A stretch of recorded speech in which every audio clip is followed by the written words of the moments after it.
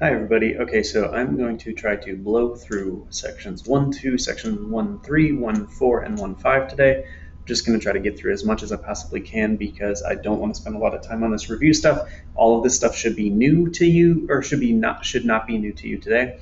So let's go. I'm going to go really, really fast. I'm going to try my best to get this done and make you not watch like a super long video. Remember, we normally would do this in like a week and a half, and we're going to do it in one day. So here we go. First section we have to do is properties of real numbers, which is section 1, 2 in the book. If for those of you following along, I'm going to have those section numbers throughout today. This one is not the most important one. Basically, here's the deal. Inside, the way that we map the numbers, we kind of describe this number system as like all these concentric circles. We have our natural numbers, and those are our counting numbers like 1, 2, 3, 4, 5, 7, 6, 6, 7, 8, 9. It does not include 0. Inside, like right outside of that, we can include our whole numbers. Our whole numbers include 0. So that's 0, 1, 2, 3, 4, 5, 6, 7. Then there's the integers. The integers is the next circle around that. And the reason they're kind of contained in there is like the natural numbers are contained, the natural numbers are inside of the whole numbers. So all of the whole numbers have the natural numbers inside them. The integers are the negative numbers, 0, and the positive numbers, whole numbers. So that's like -7, -562. We use this double struct z to explain the integers. Then there are things called rational numbers, and those are fractions. So that's like 3/5 or 21.6 or 3.56 repeating. We put q in there for quotient. Quotient means divide, and so that's why we use the fancy q there. And then outside of here is r. That's the real numbers, and that's everything, including like the square root of 2 and pi, for example. We're going to talk about the rules of real numbers, and that is every single one of these. So that includes the rationals, the integers, the whole numbers, the natural numbers, and the irrational numbers. Not super important. Basically, this just works for any number that you know of. Okay, here's the deal. There's a bunch of rules here. None of them are really that important except for the last one. There are properties called closure, commutativity, associativity, identity, inverse, and distributive. The distributive property is the most important one, and that's the one that I'm going to talk about on the next in the future here. Basically, what you have to know is that you can add, subtract, multiply, divide numbers just like you would expect to be able to do them, and just like things you've been doing in the past. See, I was super fast about 1, 2 because it's not that important, but here's the deal. 1, 3 actually is important, and see how fast we're going? Okay, so here are the objectives that I actually need you to hit in section 1, 3. We're going to be evaluating algebraic expressions given a value of a variable. So if I say x equals 3, simplify this expression or evaluate the expression. That's going to tell you to do something very specific. I'm also going to ask you to simplify algebraic expressions by distributing and combining like terms. And so that means make an algebraic expression less complicated. Okay, so like the only important one that I told you about on the previous slide was the distributive property. And the distributive property says you can take this 3 and multiply it through here. Do you see this little invisible? I know there's an invisible multiplication symbol right here, but that invisible multiplication symbol says you can bring this 3 to not only the x, but also to the 7. And not only can you, but you have to do that. You have to be able to do that. So I can rewrite this as 3x plus whatever 3 times 7 is, which is 21.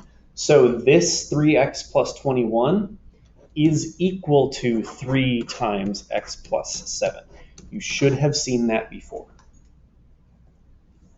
That's the distributive property. If I tell you to distribute something, that means do this multiplication like I was just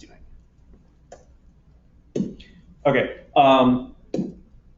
when you're evaluating expressions, I might be giving you values of variables. So I'm here saying, okay, x is 7, and here I'm saying y is -7. So wherever you see an x, you're going to put 7. Wherever you see a y, you're going to put -7.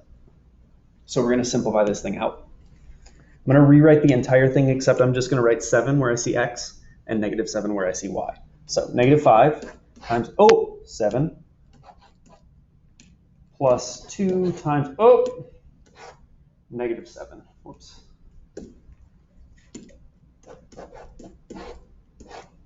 Notice I put that in parentheses. That's important. Plus 15.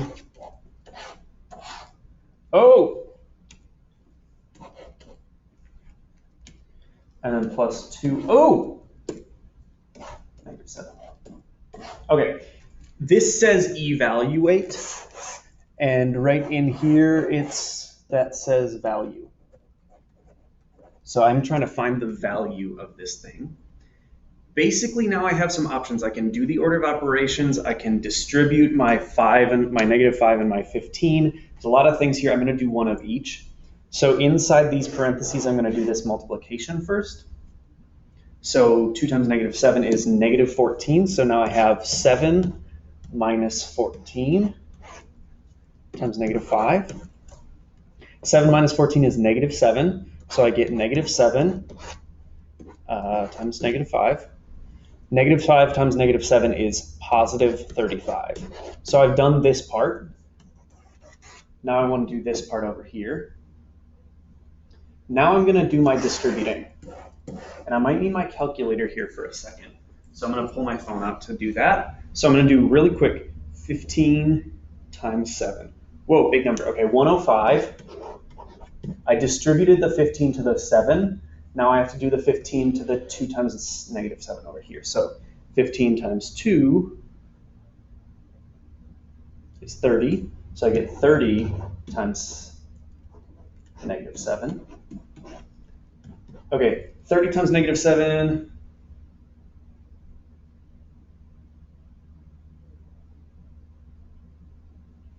is -210. So I get 105 plus -210.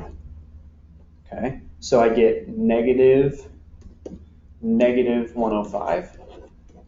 So then I have my 35 over here minus my 105 here. So then my total is, just check, 35 minus 105 is 70, -70. So you have kind of a lot of options about how you do this. You can just straight up follow the order of operations. You can also do those distributings. That works too. Okay, you do this one. I'm going to plop a question in here for you to do this one by yourself. Make sure you show your work. I'm moving on. Okay, this one says simplify these expressions by distributing and combining like terms. I don't see any parentheses, so I'm not going to have any distributing here, but we've already done some practice with distributing, so I'm not super worried about that. The part that I do want to talk about is the combining like terms. What I'm looking for is common bases of variables and common exponents on variables. So I circled those two y squareds because they both have a y squared in them. I have 3 y squareds here. I have 2 y squareds here. Together I have 5 y squareds. Just count them up. Literally think in your brain, there are 3 of them here. There are 3 of them here. There are 2 of them here. Together I have 5. Then the other part that I have to do is, okay, look, I have x squareds. So then I have 7 here, and I have -4 here. They add to give me 3x squareds. Don't forget to add them together because they are both together. They're put together already. This is my simplified version of this. This and this are the same. They're equal. Okay, you do this one. You do have some distributing here, and be really careful about distributing across negative numbers. So be really careful here. I'm not going to do this one, but I'm going to plop a question in here to have you do this one. Move it. And one more. Do this one. But I am going to show you this one just to make sure we're all on the same page. So I'm going to distribute the x to both here. So then I get 3x minus xy. The way we write this is a little bit weird, but we always put the number before the variable. That's just what we do. Usually we go in alphabetical order here. So we would usually write xy instead of yx. Basically they're the same, but you know. Okay, minus, so then I'm gonna do something that maybe you've seen before. I'm gonna say, okay, I'm actually adding a -2 here. Because that just helps me with my distributing. It means the same thing. So I'm gonna distribute my -2 here and here. Again, be careful with your negative. So now you have -2 times -x. So now I have positive 2x. And then -2 times -y is positive 2y. Now I just have combining like terms, but I have to be a little bit careful here. So let's look at just our x's. They live in Texas. So I have 3 x's and 2 x's. I have 5 x's together. I have nothing besides this. This 2y is all on its own. And then this minus xy is all on its own also. Notice, none of these are like terms because this one has an x, this one has a y, and this one has both. And so they're all different terms. Okay, see how fast I'm going? In section 1.4, we're going to do solving equations. And so this is 1 and 2 variable equations. I'll get into a little bit about what that means in a second. But basically, I'm going to tell you what variable you need to get by itself, and you need to tell me the value of that variable. Okay, there's a lot of words on this slide. I get that, but it's kind of important. When I'm telling you to solve an equation, I'm actually asking you to tell me if it's always, sometimes, or never true. And so that means that like I'm asking you to tell me if there is a value of the variable that works, and that's the only value, or the only 3 values, or something like that. I'm asking you to tell me, oh, there's never anything that you could put in for the equation and get a true statement, or no matter what you put in, you're always going to get a true statement. So there's 3 different things that could happen. I kind of didn't say it in order, so maybe you can put together what I mean. Okay, reminder, whatever you do to one side of the equation, you have to do to the other side of the equation. I'm going to stare at you right now. I know it's a little bit weird. I'm going to stare at you and tell you that whatever you do to one side of the equation, you have to do to the other side of the equation. It doesn't matter what you do. You just have to do the same thing to both sides. If you don't do that, you're going to mess everything up, and you're going to make me cry. Okay.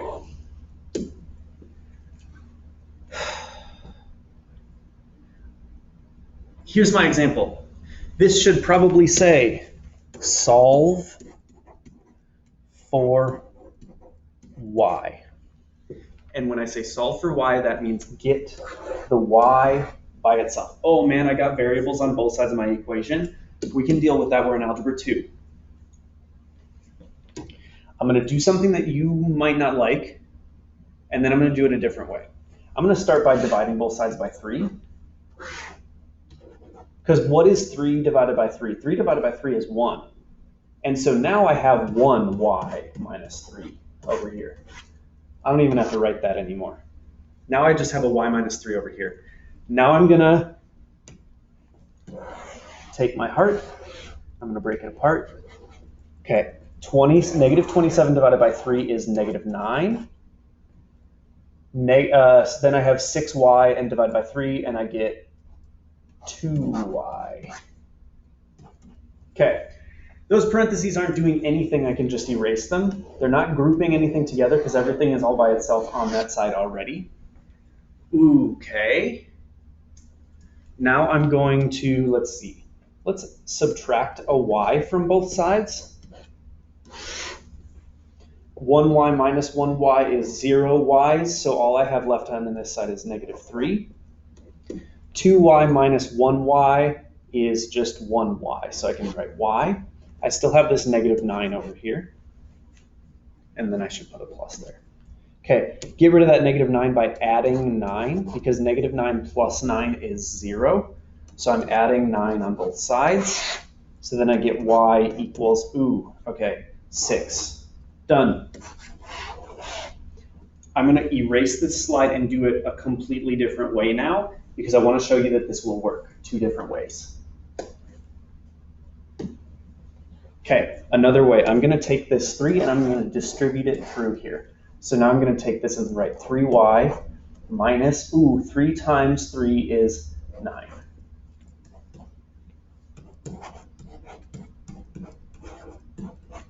This time I'm going to add 27 on both sides to get rid of that 27. Okay. Negative 9 plus 27 is 16. Just kidding, it's 18. You can use your calculator, it's totally fine. And so I have 6y left over here equals 3y plus 18. Okay, subtract 18 from both sides. Just kidding, I don't need to do that. I meant to subtract 3y. Okay, I have 6 y's here. I'm subtracting 3 y's off. I get 3y left is 18. Divide both sides by 3. And I get y is 6. Oh boy, that was the same, right? Yeah, see? Y is 6. It doesn't matter which way you do it. Both ways are totally legit. I don't care. Whichever one makes the most sense to you is totally fine with me. All right. I'm going to do one word problem because you're going to see a problem like this on the assessment, and I need you to make sure that you know what I'm saying when I set this problem up. Okay, so you live in a house. You have a yard. It's a rectangle. So like, here's the street, right? Here's the part of the block that you live on. Yeah. And you're going to put a fence around that yard. And basically what it says is, okay, here's the width of the rectangle that you're going to build a fence around. But the length of that rectangle is 3 times longer than the width. So I could write the length is equal to 3 times the width of the yard. So this has got to be 3w all over here also. And you know when you're taking the perimeter of a rectangle, you add up all the sides, the lengths of the sides. So I have 2 w's, and then I have 2 l's, and that's equal to the perimeter. Oh, look, the perimeter is 320 feet. Okay, so wait. If the length is 3 w's, then I can rewrite this as 2w plus 2 3w's. Because I'm substituting. I said L is equal to 3w.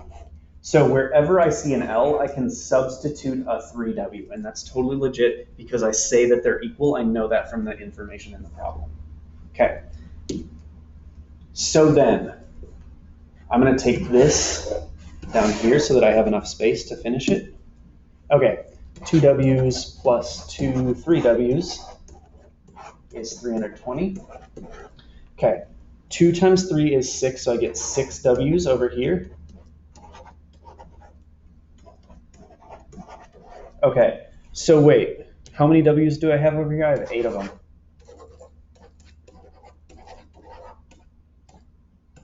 Okay, divide both sides by 8. Get w is, 40 feet. Okay, I'm not done though, because here's the thing, I only know that this is 40 feet now. So how long is the length of the yard is the question. So if w is 40, then you can put 40 in for w and see what you get out, and it should be 120 feet. So the dimensions of your yard are 40 feet by 120 feet. And then we're done. I'm going to scroll down again so you can see that work. You will see one like this on the assessment, so know that that's coming. If you need help, you can watch this part of the video again. I will post another one like this at some point to prepare you, but know it's coming. Okay.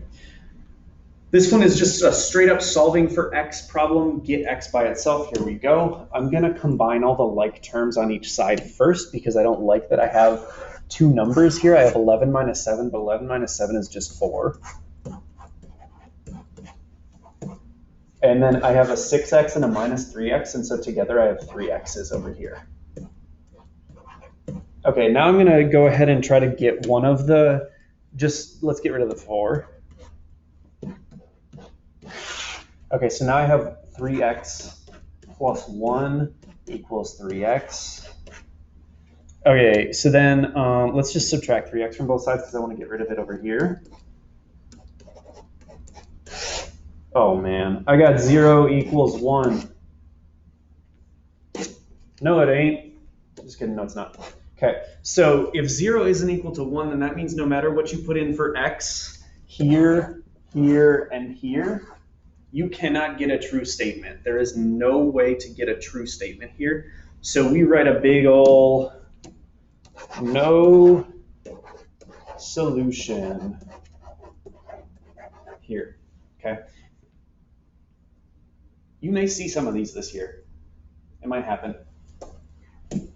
Okay, I want you to determine if there is a solution to this one, and if there is a solution, what is it? You probably came up with something like x, whoa, where am I? I spoiled something.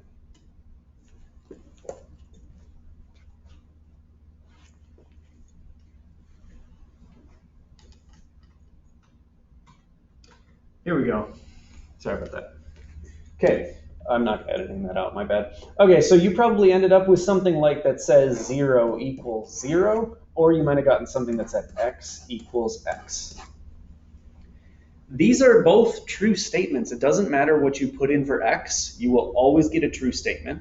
That means no matter what you choose to put in for x, here, here, here, here, you will always get a true statement. That means that you have infinitely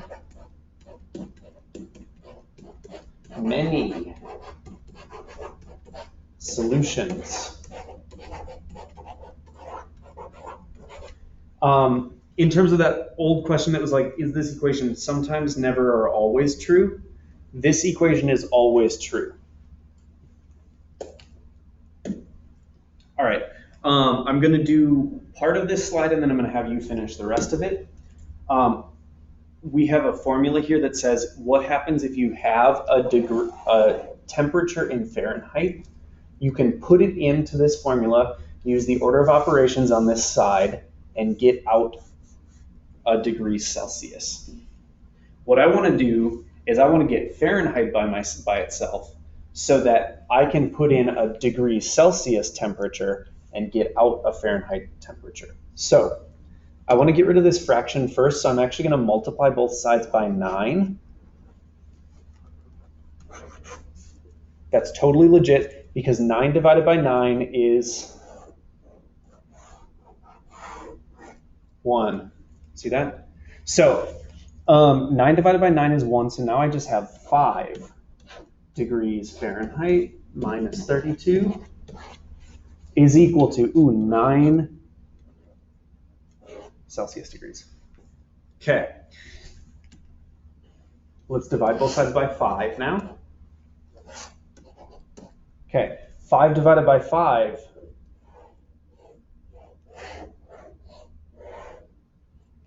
is 1. 5 divided by 5 is 1, so now I just have degrees Fahrenheit minus 32 is equal to 9/5 degrees Celsius. Then let's add 32 to both sides. So now I get degrees Fahrenheit is equal to 9/5 Celsius, degrees Celsius, plus 32. Now I know this doesn't really feel like it's doing anything, but what that allows me to do now is to put a temperature in in Celsius in there and get out a value for Fahrenheit. So my question here actually works. I can take my 34 degrees Celsius put it in here, and I can spit out an answer for what that is in Celsius. So I'm going to have you finish that off. So tell me what 34 degrees Celsius is in Fahrenheit by putting 34 in for C right here. Okay, see how fast I'm going? All right, we're gonna solve and graph inequalities. That's the like less thans and greater thans. This is the last thing we gotta do today. Okay, so, oh man. Same process here, actually. X is less than, read that out loud. X is less than -6. Here's -6.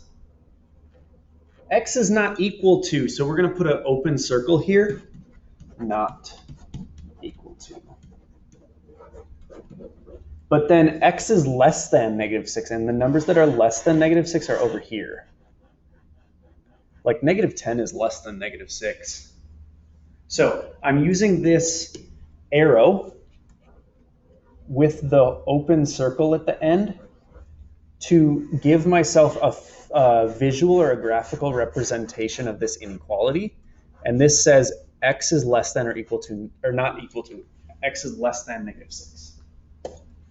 Okay, you do that one, same idea. Ooh, hold on. This one has an or equal to. So you're gonna use a filled in circle on the dot when you make your graph. Go.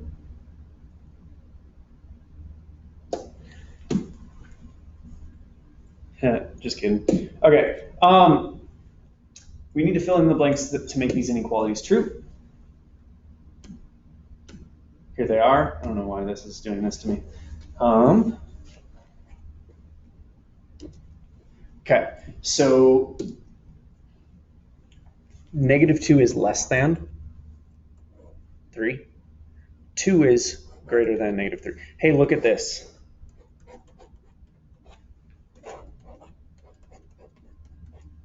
Okay, so I multiplied by -1 to get from this line to this line.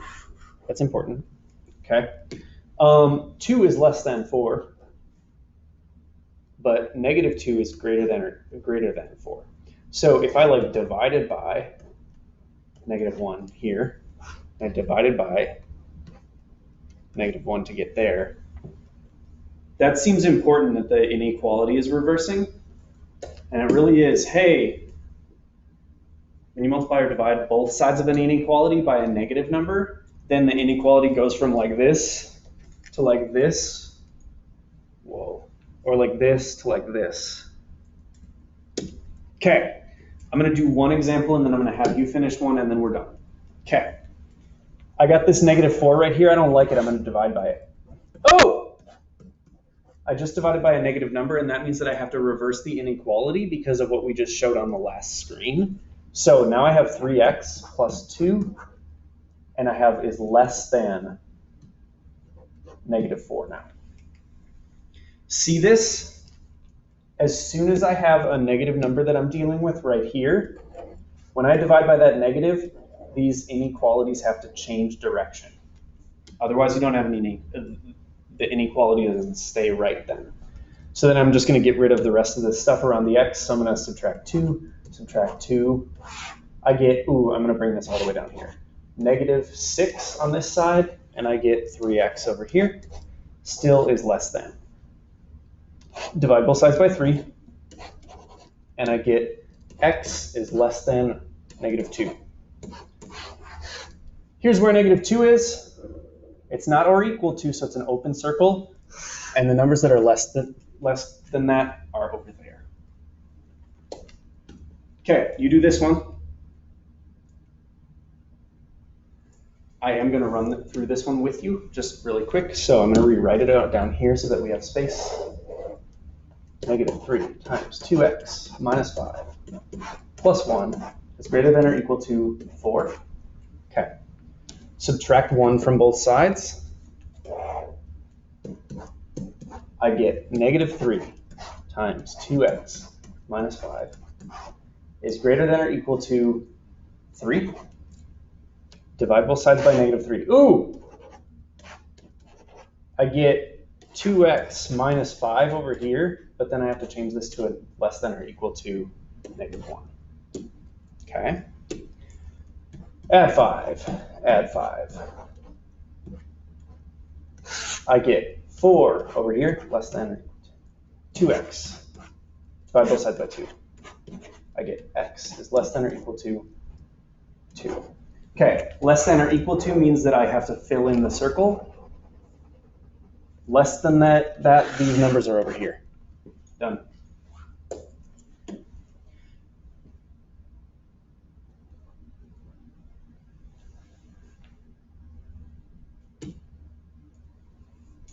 Okay, that's about it. I'm going to do the compound inequalities tomorrow, next day. Bye, everybody.